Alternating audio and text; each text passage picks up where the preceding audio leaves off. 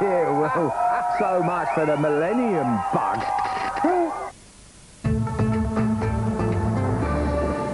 Welcome back. As you'd expect, the party's still going on the River Thames, and John Suchet is there. John?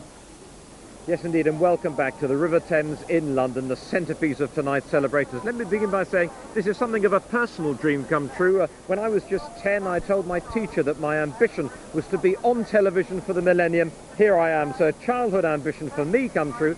Two young ladies with me have also made it a bit of an ambition to be here tonight and who have come quite a way to be here. First of all, Jenny, where have you come from? I come from Leicester. Not that far, yeah.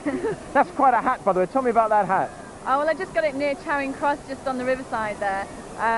There weren't very many left, there's only one stall, and the guy that was selling them was, I liked his hat, so I told him to give it to me, so he did. He was wearing that hat? Yeah.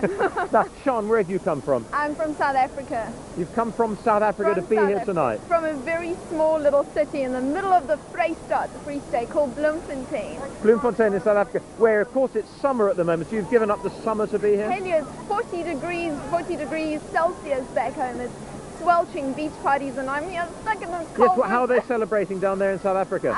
Well, they pretty much on the beaches, Free State, they sort of go all clubby and that sort of thing, but definitely the beach is the place to be. I mean, it's sweltering, it's fantastic. I wouldn't say it's exactly clubby here tonight, but it's pretty exciting. Where did you two meet?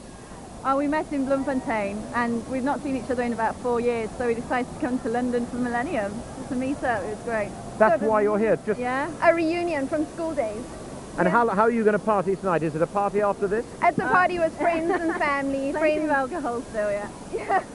Friends and family we haven't seen in years. It's a big reunion, a big Millennium. It's the best. It's incredible. Well, that's great. Thank you both very much indeed for talking to me. I hope you have a great party tonight. Let me just tell you that we thought some time ago that people might start to drift away fairly soon. No chance. There are still, I would say, several 100,000 people down here on the banks of the Thames. It's going to be a long party down here. Back now to the studio. John Suchet and guests. Well, although the Queen has left the Dome, the party is still going on there, and we can join Katie Derham. Katie? Well, we followed the party out of the main arena to where you can hear the band still playing, just near the learning zone here. And I'm joined by two of the guests who are here tonight, Julian and Ahida Telhadin. And you were guests of one of the Samba schools, I understand. That's right. No question at all as to which bit of the show they enjoyed most. Did you enjoy it? It was fantastic. Great show. Really spectacular. And I saw you enjoying, and indeed being complimented by the bands on your dancing. A very nice evening, brilliant music, I love it. Now, you did suffer some of the delays which so many of the guests did in getting here. Do you feel it spoiled your evening in any way? No, I mean, it was a bit of a pain having to go to Stratford, but it was a good recovery, and Millennium Experience did a wonderful job trying to get things together. Raising the glass to them. A very positive view indeed, and a thoroughly satisfactory way of bringing in the new Millennium. Yeah, it's excellent. I don't know what you think. Do you think it was good? Wonderful. Worth coming from Morocco? Wonderful. All the way from Morocco. كل عام وانتم بخير. An international flavour at the Millennium Dome. Over to you, Nick. I must say, I'm very admiring of Katie being able to get people's names. It's so noisy here. You can see what's happening to me. Dignity all removed. Well, did you... Hopeless, isn't it? Now, did you enjoy it? Yeah, we had a brilliant time. I'm calling from Masquerade 2000, and we've been performing over a month in the Dome, and it's been excellent. And the show went as it should. There were no hitches at all? No hitches, no hiccups at all. We had a brilliant time. We loved it, and we looked beautiful. That's wonderful. Well, they were pretty good, we thought. Weren't they good? Yeah. Were they good? Yeah. They're going. I think all my colleagues tonight are having a great time. But now we have news of the Millennium baby. Andrea Catherwood is at St Thomas's Hospital. Andrea, what's the latest? Well, look what I've got here, Trevor. This is one of the very, very first babies of the new Millennium, a little boy, and he was born literally moments ago at St Thomas's Hospital. His mother was giving birth as the fireworks were going off. She could hear Big Ben and the crowds cheering. and she's literally just given birth to this gorgeous little boy a few moments ago. Now, she's obviously a little bit exhausted. I think I can hear her cheering in there. But I'm joined now by this little baby's dad, who's very proud of his new son. Can I just ask you, did you ever expect to have a baby this close to the Millennium? No, not at all. And how do you feel right now? Well, a daddy. You feel like a daddy. Have you any idea what you're going to call this little boy? Yusuf. Oh, that's lovely. Yeah. What do you think? I mean, have you got any hopes? This little boy has never seen the 1900s. He's never seen the 20th century. And he really is the embodiment of the new era. He's the embodiment of this new millennium. What hopes do you have for him? Well, a lot of peace and love in the world. Oh, that's lovely. That's really, really nice. And obviously Virginia's had an amazing time tonight. You could obviously hear all this going on. What was it like? Could you hear all the noise and the fireworks? Because I saw the view from your room earlier on. It really is spectacular. It was indeed. Yeah. It was very spectacular. Was it an encouragement or a hindrance? Well, it was inattention. She had much more important things to worry about. Yeah. Well, it's absolutely wonderful to see this. Wonderful to see this beautiful little baby. I think we can just about see him at home. He's literally a few minutes old and he's absolutely gorgeous.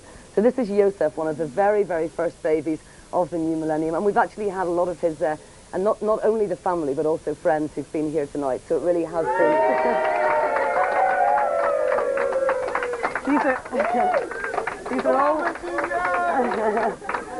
These are all friends of the family who've been here. She's saying that she's looking very elegant in there, and certainly her baby boy is absolutely beautiful. Back to you, Trevor.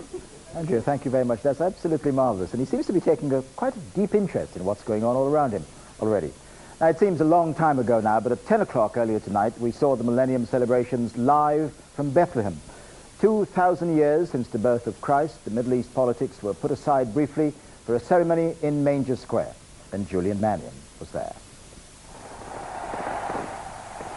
For a little town, it was quite a party. The place where Christ was born didn't have anything like the budget of Sydney or London.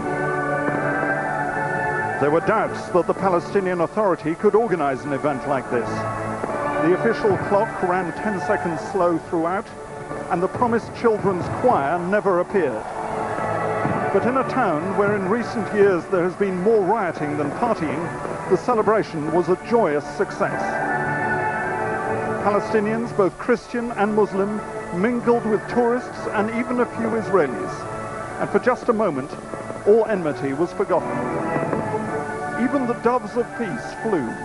After 2 failed rehearsals, Palestinian officials had worried that the birds would not fly at night. But released from the rooftops, they fluttered into the night sky, bearing with them the hope that the year 2000 will finally bring peace to this troubled region. The party went on long after midnight. An Algerian band, wildly popular in the Arab world, took a rapturous audience into the new millennium, in a place where amid all the historic hatreds, there is new hope. The organisation was sometimes haphazard, and to the very last minute, Palestinian officials admit that they were keeping their fingers crossed. But in the end, it all went well, and the celebration of the millennium here has been a peaceful, joyous, and exciting event in the little town where it all began. Julian Mannion, ITN, Bethlehem.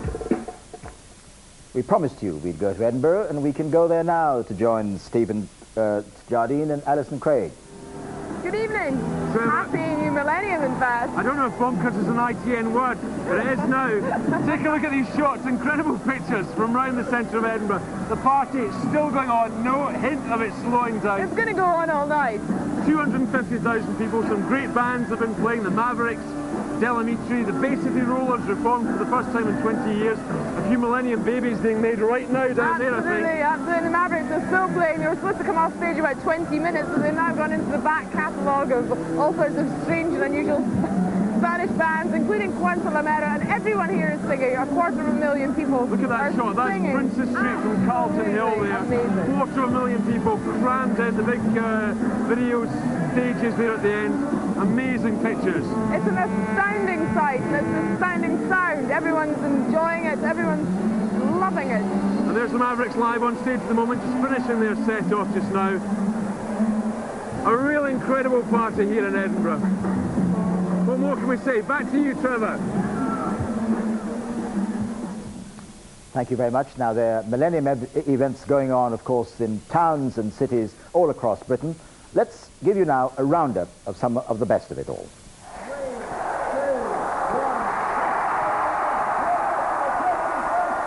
First to Norwich, the cheers erupted as the countdown ended. The crowd treated to a spectacular laser show.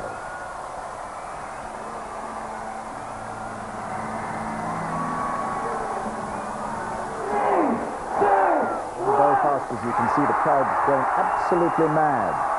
Champagne flowing quite freely, we are told. The people of the city celebrated a new millennium, but also in that new atmosphere of hope, which exists in Northern Ireland at the time. And in Bristol, the city's biggest ever fireworks display lit up the sky over the River Owen.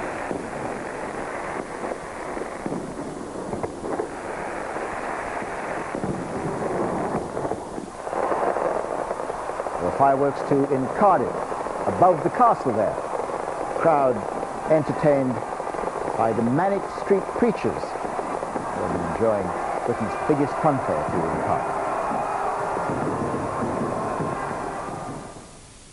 So that's our regional roundup, as it were. Let's go back now to the Dome. And Nick and Katie can join us there. Well, welcome back to the Dome. It's fantastically noisy here, I have to say. Two of us got back together at last. Indeed. What did we think of the show then, Katie? Well, from where I was standing, which was thoroughly in the thick of it, it was fantastic. Everybody was milling around, dancing away, standing up in the aisles. Much more movement and general party atmosphere than I think we could have ever expected. Yes, I quite agree. I mean, all the scenes were quite extraordinary, I thought. I mean, I know we've seen a few of the rehearsals, haven't we? But it was just nothing compared with what actually happened.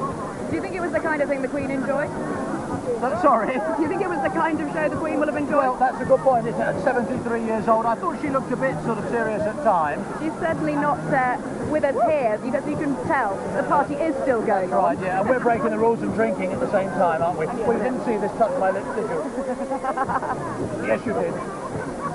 But the Queen, well, I think it was what she would have liked to have been at. The reworking of the national anthem at the end, I thought that worked very well, in fact. And the show was so spectacular that I think only the most miserable and curmudgeonly of persons wouldn't have enjoyed it. I'll tell you somebody who I could see from where I was standing was enjoying it very much, and that was Cherie Blair. Oh, right, of course, yeah. So yeah, certainly the Blairs were getting into the swing of it. Yeah, yeah. I mean, it was a bit worrying that because of all the transport problems, you know, people will be very fed up, but they weren't. I think on that note, there is nothing more for us to say, is there? But again, oh yes, happy New Millennium. Happy New Year. I think I must say it again. I think my colleagues have been having a really good night. Let's see whether John Suchet has been enjoying himself on the River Thames. John?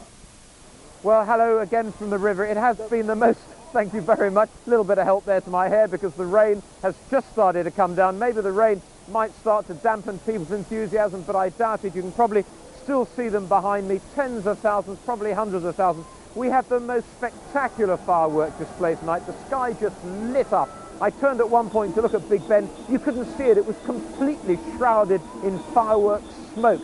The cheers that went up every time the fireworks exploded were amazing. And right at the end, for the final climax of the fireworks, you could hardly hear the fireworks for the cheers. The police are now trying to tell people to go home in an orderly fashion.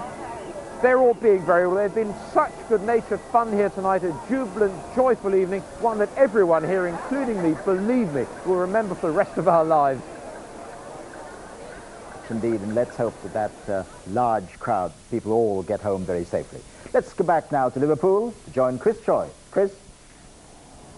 Well, Trevor, like so much that we've seen tonight, what has been going on here in Liverpool, just beneath the Liver building, has been unrepeatable, never been seen before. And at first, some of the organisers feared that because we're so close to the Mersey, just some 15 feet away, that the people inside the tent would get rather chilly at this stage. As you see, nothing could be further from the truth.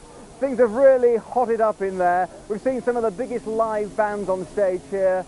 People like Fatboy Slim, the Stereophonics, hit after hit, great band after great band. It's been going on for hours and hours. It's going to go on until dawn tomorrow, a total of 14 hours. And what they're saying here in Merseyside is that, yes, this is an excuse for a gigantic party.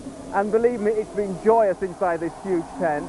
But it's more than just a party. It's about saying to the whole world that in the future, Merseyside aims to be centre stage when it comes to anything musical. Anybody that is on any kind of world tour must come here, must play here. And part of that whole message has also been celebrating the pop history of Merseyside. And that, of course, has included some of the greats, and they've been celebrating them in a unique way by spraying water about 200 feet into the air and radiating bouncing light off that water spray to create an incredible and stunning effect. The Beatles have been depicted this way, a lot of the old Merseybeat sounds. So, like a lot that we've seen all around Britain, it's about trying to link, and there we're seeing some of the images from that water spray. It's been about trying to link the present and the past with the future, and saying with that kind of heritage, with what's going on in the tent right now as we talk, well, the future for Merseyside and this whole region is largely musical for the future, and that is going to be a big player in the economy up here. Back to you in London. Thank you, Chris. Now, earlier we saw those wonderful pictures of the baby. Now back to Andrea Catherwood, who is with the mother of St Thomas's Millennium baby. Thank you very much indeed, Trevor. Well, I'm very, very bravely now joined by Virginia Waters, which is a great name. And lots of her friends, because everyone's partying everywhere else, and we're also partying here at St Thomas's, because we really have something to celebrate, not only the Millennium, but this beautiful little baby boy. And it's incredibly good of you to speak to us. You must be absolutely exhausted. And how do you feel? I have to say, it was, once I got my epidural, everything went well. So very easy. Tell me this, could you really hear? Because, I mean, right outside this window, there were literally hundreds of thousands of people. We had fireworks and everything going off. Could you hear all that? Yes, you could, yeah. I was asking Khadi to move out of the way so I could watch it in between contractions. You know. Now, as we said, this little baby really is, Joseph he's going to be called, yeah? And he really is just like the embodiment of the Millennium, you know. He's just such a gorgeous little baby. What hopes do you have for him? That he will be very resilient in this world. That sounds great, doesn't it, for the Millennium? And that he'll be happy, that's all. Oh, that's absolutely lovely. And he is lovely. Yeah, he's absolutely beautiful. He's had a bit of a hard time, but look, I'm reminding him. Well, it's absolutely wonderful to see him here, and it's absolutely wonderful that you were able to talk to us here at St Thomas's. Did you actually plan to have a Millennium baby? Is that what you thought? I had actually thought I would never have a child. I couldn't figure out why anyone wanted a child. On the night that, you know, television were telling people to make sure they had their bottles of champagne ready. Yes, I remember all that. 1st of April, I think it was. Yeah, or 10th of April. Oh, right, okay. But I sat there watching the television and I just couldn't believe such people existed. Oh, so this really is a miracle tonight. Yeah. I only found out that I was pregnant because I went off to get my yellow fever shot. Oh, well, to that's lovely. South America. Well, thank you very much. That really is lovely. Back to you, Trevor. Andrea, thank you very much. Well, we're just over an hour into the year 2000, and while many people have been having a great time, quite understandably, a few have been hard at work trying to keep the Millennium bug at bay. Laurence McGinty is at the Bug Reporting Centre in Whitehall. Laurence, anything to report about the Millennium bug? It's been a very, very quiet night, Trevor.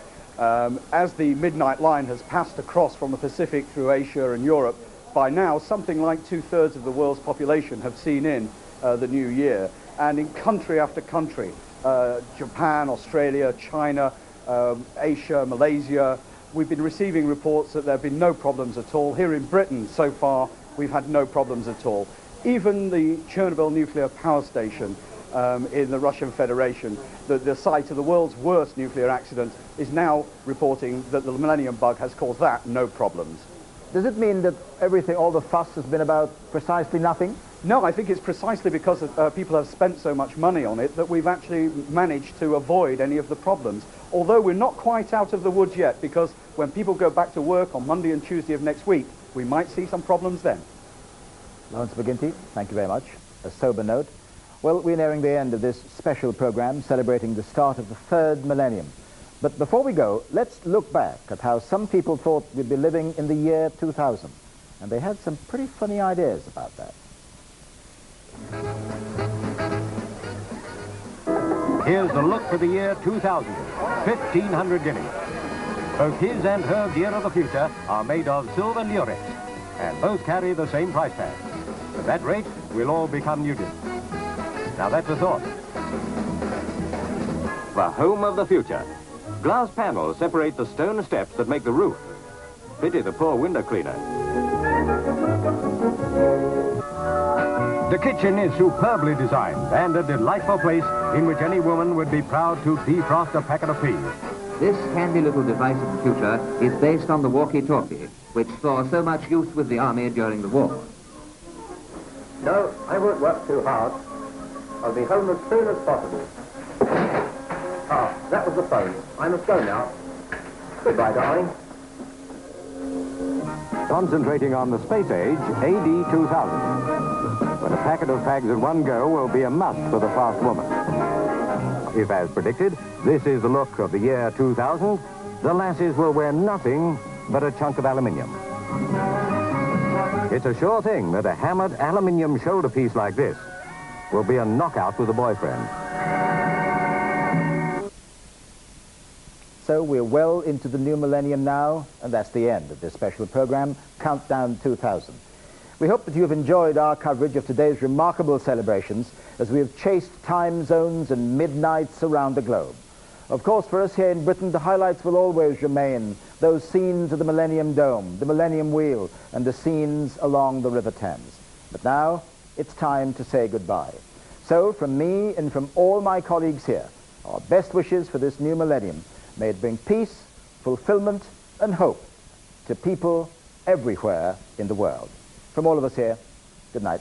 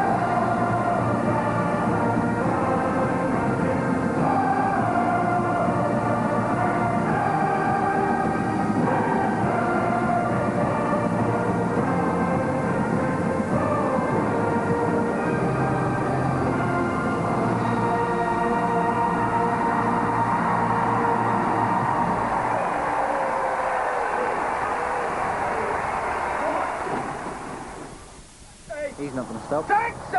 Oh, wait, Taxi! stopping. Hey! Taxi! Celebrate the new millennium with Toyota. That's it. I'm walking.